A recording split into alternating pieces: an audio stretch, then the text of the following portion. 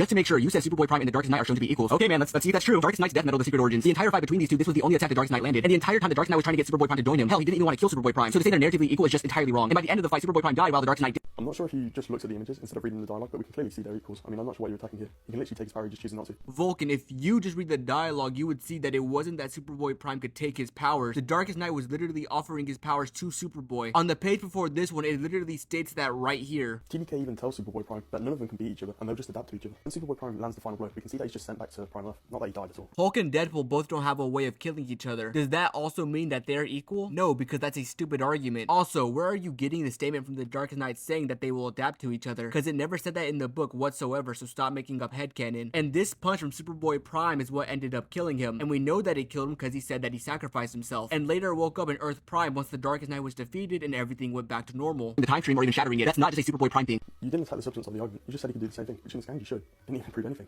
The claim I made is how could he break out of it, yet you didn't attack that. I showed you a scan of Hulk destroying and shattering the time stream. He's even displayed universal destroying power, even power strong enough to shake the multiverse. If that's not enough, he broke out of chains forged from the first firmaments. The first firmament is bigger than the multiverse, and once he was shattered, he became the first multiverse. The first firmament even put multi-eternity in chains that they couldn't break out of. Later, it took all the other cosmos to come together to defeat the first firmament by using his own chains that he created. So Hulk can for sure break out of the time stream. Darkseid currently has the power of the universe, which is stated right here. Hulk was mind control and made Hyperion bleed. Hyperion can survive the destruction of two universes. Clearly taking the scan to be highly literal, which is not. Oh, so I'm not supposed to take this scan as literal. Got it. So let's ignore the part where it legit states that Darkseid is getting all of his power from the absolute universe, which is stated right here. Let's ignore that so it makes your argument seem stronger. But let me guess, you're going to say something like, oh, this isn't a downscale, it's actually an upscale. But it's conveniently a downscale when it helps you, but an upscale when it doesn't. Remember, Vulcan, I'm the guy who apparently doesn't read DC, so this should be an easy debate for you. But I've debunked every point that you've said. That's why you stopped talking about this scan, because you were legit leaving out context to make your argument seem better. You know what? I'm gonna predict something else. All the people who are going to be under your video or mine supporting you even though you're blatantly wrong are going to be the people who already hate me. And by the way, all the Superboy Prime comics we talked about, I own them.